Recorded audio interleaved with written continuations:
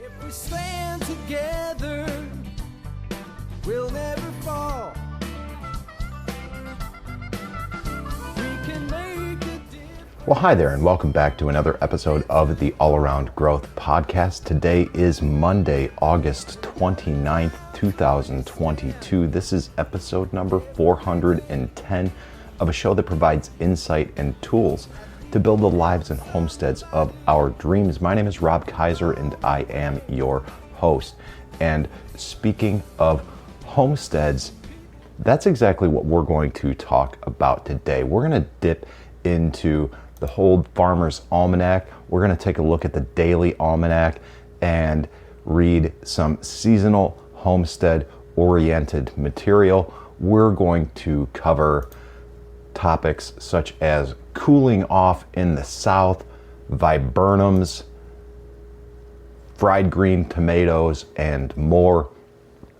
And I will outline what's up with the Daily Almanac today on Monday, August 29th, 2022. And then I will pick an article of choice, read it with you, provide some feedback on it as well as we go. And that is how today's show will go. This seemed like an appropriate type of episode for today for several reasons. One, it's getting to the point of the year where transition is occurring. Leaves are starting to fall from stressed trees. Autumn is right around the corner. And all of this is noticeable at dawn because the way that I've been waking and the way that I go about my morning routine and actually record speaking with you now, that is the time of day. It's dawn, it's sunrise. We are coming up in this day, we are coming up in this week together. So without further ado, let's get right into it and take a look at the Daily Almanac. And in the Daily Almanac, you can find questions like who was born on this day, what happened today in history, and little facts like there's 24 days until autumn begins. You know what? The other reason, real quick, a side note before we continue on with the Daily Almanac,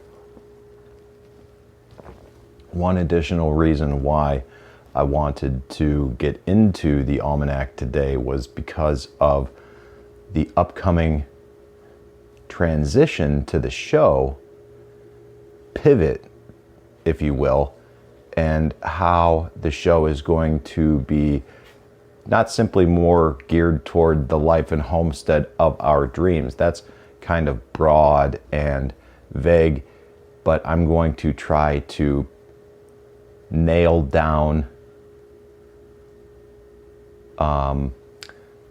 the focus, or narrow down rather, the focus of the show to the homestead here, my story, and how that all ties into how we're growing the business, because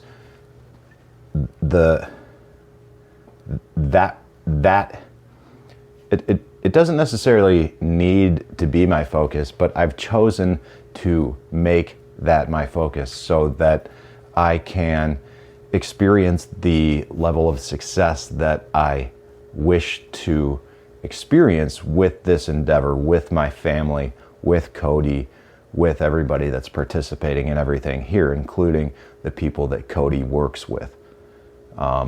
So to everything that's going on here, here's to giving it our best, and I will share more on exactly how we are going to pivot the podcast as time goes on. So stay tuned for that.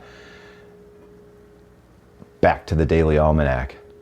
Yeah, well, there's 24 days until autumn begins, and that is why we are seeing leaves fall. I mean, it's actually quite surprising that it's taken me this long to notice it, or at least mention it on the show.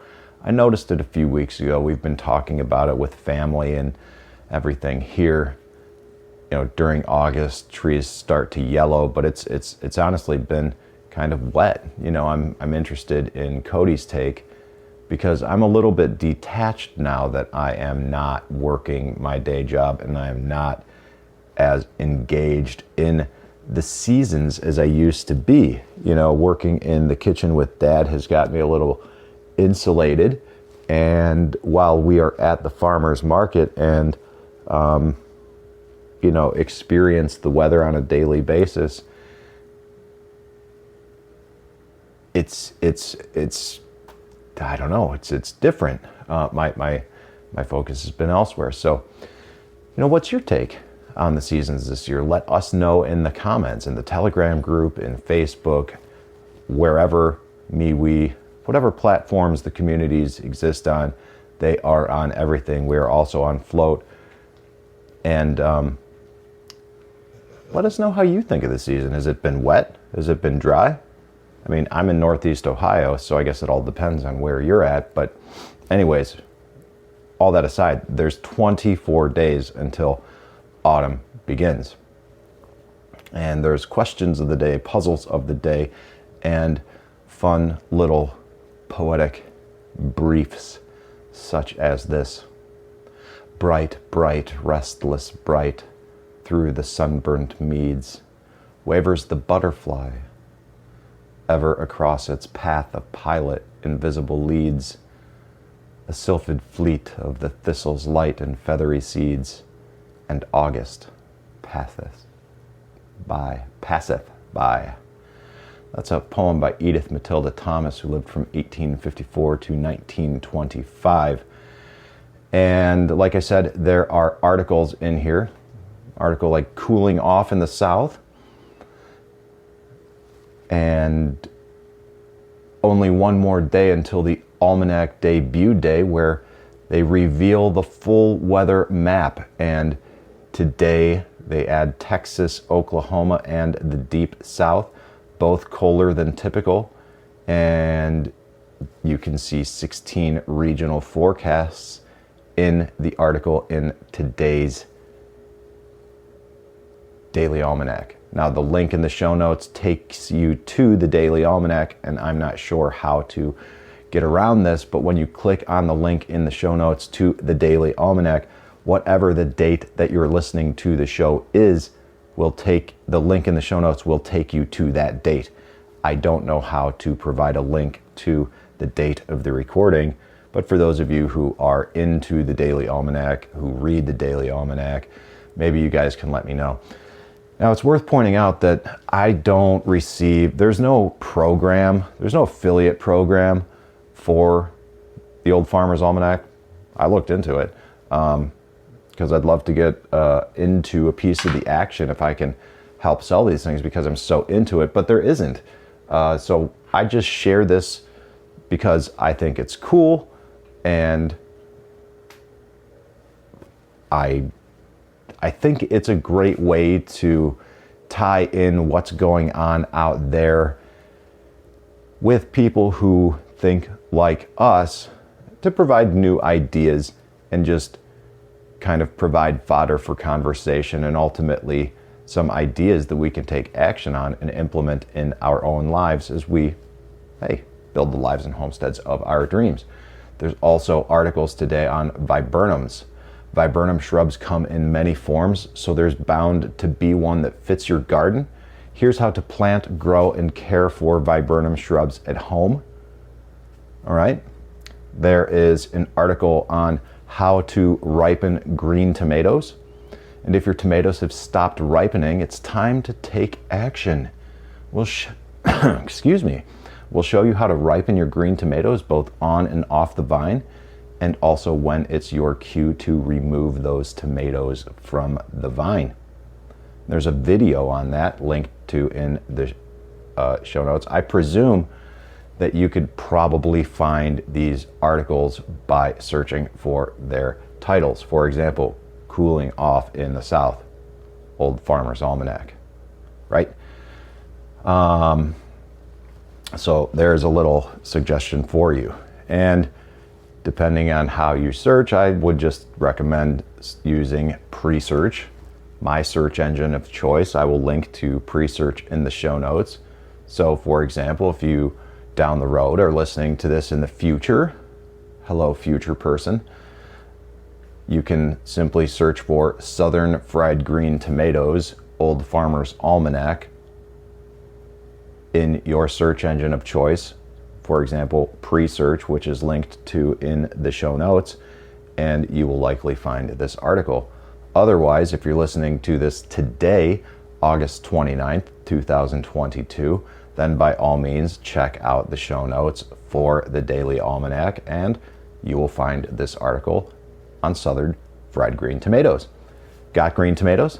Try our Southern Fried Green Tomatoes recipe submitted by an Almanac reader. In this recipe, you dip unripened tomato slices in a little flour, dip in egg mixture, and dredge in cornmeal mixture. Then you fry them up until they're crispy and golden brown. I don't know about you guys, but this is not something I eat very often, but boy oh boy, when I do, I sure do love it. It's not something I frequently make, but when it's prepared and I get to enjoy it.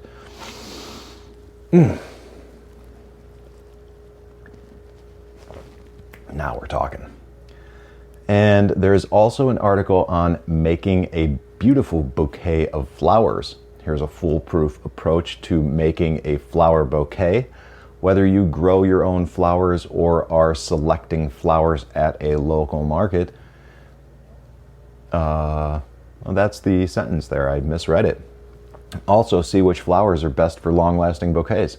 Anyways, if you're interested in making a beautiful bouquet of flowers, you can search for Making a Beautiful Bouquet of Flowers, Old Farmer's Almanac, or simply go to the show notes, the Daily Almanac today. But with that said, we are going to read about viburnums because, well, viburnums are one of my favorite plants. Okay, they have been one of my favorite plants for decades. I have many fond memories of viburnums. That may sound a little bit weird to those of you who are not plant nerds like myself, but I guess if you're not a plant nerd and you want to become one, then this show's for you. And if you are a plant nerd, then welcome.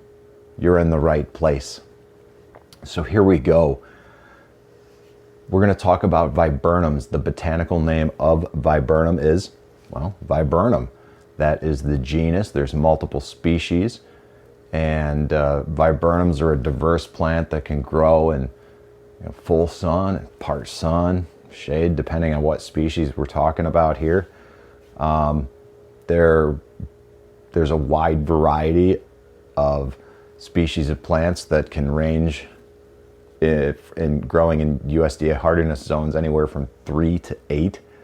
Chances are you can find one that'll work in your landscape where you live. And anyways, before I get yammering about it, let's start reading the article, and then I can yammer about it. So this article is written by, well, I don't know. I'm not sure who to give credit here to, but you can find this at almanac.com/plant/viburnum, and it is likely an ongoing article. So how to plant and care for viburnum shrubs. Viburnum shrubs come in many forms, so there's bound to be one that fits your garden. Here's how to plant, grow, and care for viburnum shrubs at home. All right, about viburnum. For a flowering shrub with abundant benefits, fragrance, fruit, colorful foliage, pollinator appeal, and more, look no further than viburnums. The species offers more than 150 evergreen, semi-evergreen, and deciduous woody plants from which to choose. Also known as cranberry bush, hobblebush, arrowwood, nannyberry, or snowball bush, viburnum range in size from 2 to 20 feet tall and usually serve in the landscape as screening, hedge, or focal points. Depending on the variety, viburnum provides year-round visual interest, and the cream white or pale pink bloom clusters can be lace cap, dome, and snowball shape with intoxicating or light perfume, although some have no scent. In the fall, the flowers, favored by bees and butterflies, give way to yellow, orange, red, pink, blue, or black fruits attractive to birds and wildlife, and foliage on plants that are not evergreen change to glossy red or violet or purple. All this and viburnums are easy care, fast growing, not fussy about soil, need little to no pruning, and seldom are troubled by diseases or pests. All right, so planting viburnums. Here's what the Old Farmer's Almanac has to say about planting viburnums. Viburnums thrive in full sun to partial or mostly shade, depending on the variety. They provide moisture retaining, we need to provide moisture retaining but well draining fertile soil. Add compost or aged manure if necessary before planting. The soil pH requirements vary by species. pH 5.5 to 6.5 is average. Check the variety, test the soil, and amend it as required. You're going to see, real quick, I'm going to interject here on this, okay? In a lot of plant and garden articles, you're going to see a lot of talk about soil pH requirements, you know, checking your soil, testing your soil, yada, yada, yada, yada. All right? Like, this is all I have to say about that. Like, if you're new to the horticulture game and you're in an area where you're going to stay for a long time, 15 years or more, preferably until you die, then do a soil test, document the results, and then put it away. Okay? Like, you're not going to change your soil that quickly to a point where you need to freak out and check your pHs and do all this shit. Like, people freak out about this stuff and invest a lot of time, effort, and energy in things that, in my opinion, aren't quite necessary. There's a whole world out there to live. Don't spend it on soil pH. All right? Just like, you know, we can talk about soil another time, but this is something that people really, really go bananas about, and I'm not quite sure why. Don't think too much about it. They're just plants, okay? And I say this sometimes, and people think it's kind of like a demeaning thing to say, but like, they're just plants. Back to the article. When to plant viburnum. Fall planting is preferred, but early spring planting is also possible as long as the shrubs are kept well watered throughout the spring and summer. 100% agreed. How to plant viburnum. Dig a hole as deep as the root ball and 2 times as wide. Set plants so the top roots are at the soil level or slightly below. I would say, or slightly above. Plant high, never die. Plant low, you never know. Most people, when planting plants in the landscape, plant them way too low, because more often than not, when plants are in production or dug from the fields at a wholesale nursery and then sold to a retail nursery where a lot of us buy them, they are not potted up properly, and they are already too deep. So if we plant them too deep, they're destined to die.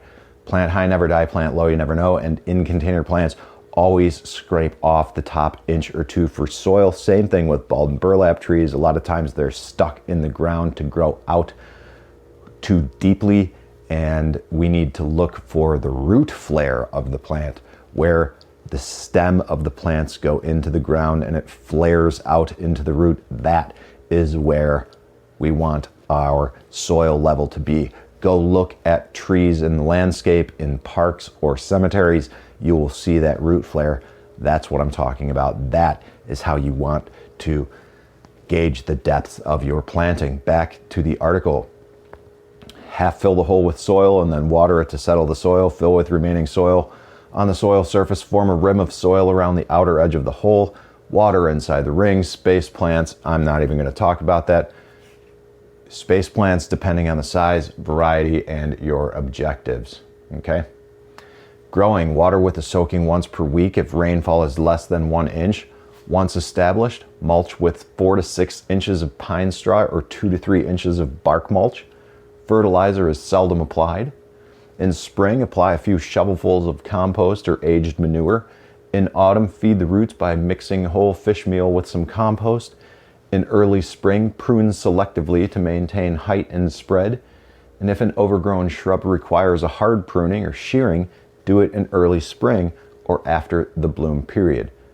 All I have to say about this is most plants in the landscape require very little fertilization, especially those that are in a yard which is fertilized. Okay, I believe in the tried and true things that work, and for plants that you are not eating, I believe Osmocote is a great time release fertilizer, and it's just highly effective and it works. Okay, for edible plants, that's an entirely different story. We handle those differently, but simple fertilization, if you don't want to think about it, you can do it with Espoma products that are available at any garden center. They're organic. We use Hollytone on our blueberries. Hollytone, which is used for evergreens, is generally something that you want to put on plants that like acidic soils. Plant tone is another fertilizer that you just use for basically everything else. In this case, with viburnums, I'd throw some Hollytone on there. Be, done. All right. Recommended varieties of, back to the article we're going, recommended varieties of viburnum. We've got Viburnum dentatum, aka arrowwood, which is a scentless white lace cap flower cluster with blue and black berries, 6 to 10 or up to 15 feet high, with a wide mounded form, with fall leaf colors of yellow, orange, red. It's hardy everywhere, zones 2 to 8. This is a great plant, guys. Wonderful plant.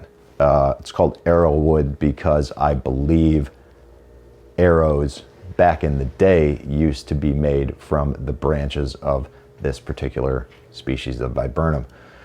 We've also got Viburnum lantana, aka the wayfaring tree, with scentless creamy white lace cap flower clusters, red to black berries.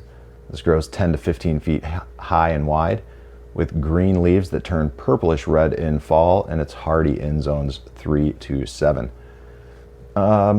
Viburnum I've never heard of the name wayfaring tree. I like it.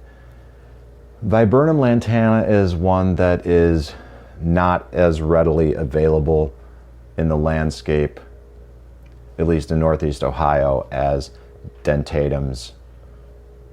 And then we've got the old classic, the Viburnum plicatum tomentosum, aka double file viburnum, which has scentless white flower balls, red to black berries, grows 8 to 10 feet high and wide, with green leaves turning burgundy to purplish red in the fall, hardy in zones 5 to 8. And this is a wonderful plant. This is one of my most favorite viburnums. It is just a classic plant. It looks great. It doesn't require anything in terms of work. It just does what it's supposed to do, and it looks wonderful. Then we've got another one with a name that I've always struggled to pronounce. It's a hybrid. It's Viburnum carlcephalum. It's otherwise known as a fragrant snowball viburnum. All right, it's I'm thinking back to my old landscape days, but I'll just go ahead and read. Fragrant white flower balls, red to black berries, 6 to 10 feet tall and wide, green leaves turning reddish maroon in fall, hardy in zones 6 to 8. Now, this is one that I am struggling with because it was more familiar to me down south when I lived in North Carolina, whereas Viburnum carlesii or otherwise known as Korean spice viburnum, is what we primarily grow up here for a fragrant viburnum.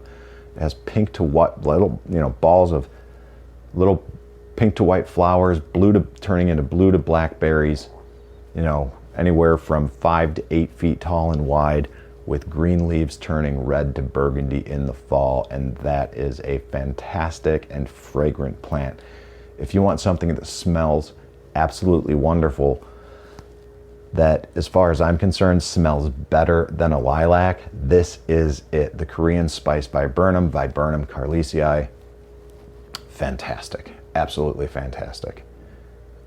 All right, so we've also got a tea viburnum, one that I am not very familiar with, called Viburnum setigerum, which has small scentless white flower clusters, abundant bright red berries, grows 8 to 12 feet tall and 5 to 8 feet wide, with green leaves turning purplish in the fall. Tea viburnum. That's a new one to me. You ever heard of it? Let us know in the comments. Now, harvesting. This is new to me. We want to harvest viburnum as cut flowers. Viburnum is one among many woody ornamentals that can be cut and put in a vase. Cut thin branches when the buds are starting to open. Recut the bottom of the stem before placing it in a vase. Change the water every 2 to 3 days, and the blooms will last about 1 week. Viburnum branches can also be forced into bloom in the early spring. That's interesting. I never thought about using viburnum as cut flowers, but that would be fantastic. And I am specifically thinking about these Korean spice viburnum guys, Viburnum carlesii. My goodness. All right, wit and wisdom. The stems of arrowwood viburnum are believed to have been used as arrow shafts by a number of indigenous peoples in North America. Tea viburnum leaves were traditionally used to make, believe it or not, tea. And nannyberry viburnum berries, dark blue at maturity, are edible raw or in jams and baked goods.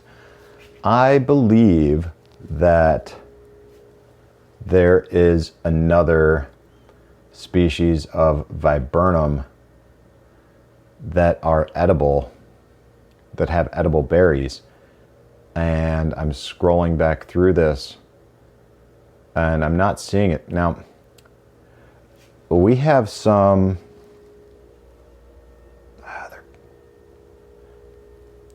native viburnum here, and I'm struggling to remember what they are off the top of my head, what species it is. They have small red berries, and they are growing on the south side of the pond where the fields drain into the pond. Now, they're also popping up below a couple of apple trees here and there, and that is because birds are carrying them and spreading them. I am not touching them. I'm letting them go just to see what happens. I've basically stopped doing much of anything here in the landscape other than simple maintenance tasks, and it's been interesting to watch and see what happens. But anyways, guys, that is what we've got for today in the Old Farmer's Almanac and the Daily Almanac. You can find the Daily Almanac at enews.almanac.com. Again, I don't get compensated or anything for this. I just think the Old Farmer's Almanac is classic content, something that I've been reading for a long time, dating back to when I was a kid.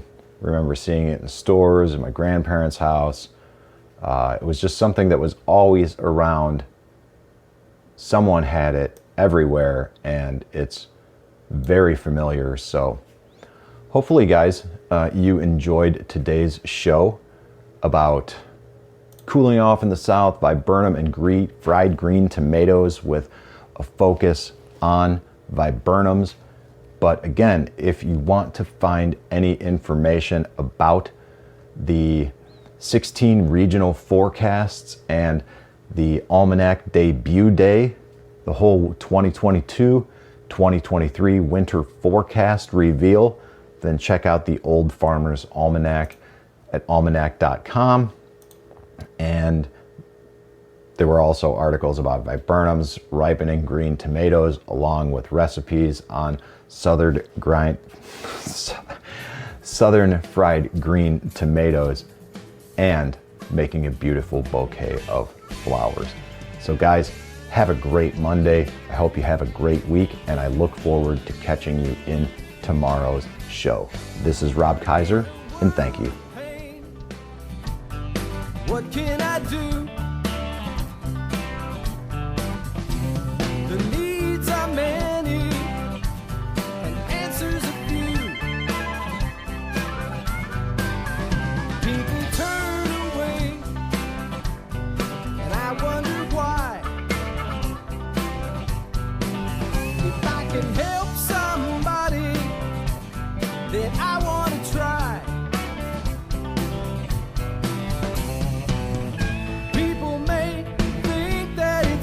That I believe in friendship and love, and truth is always the best way to the world that may seem odd. I'm an odd fellow. I'm an odd fellow. Whoa, whoa. I'm an odd fellow. If we stand together, we'll never fall. We can make a difference and answer the call. You know the times are wasting every day, and we can help somebody along the way.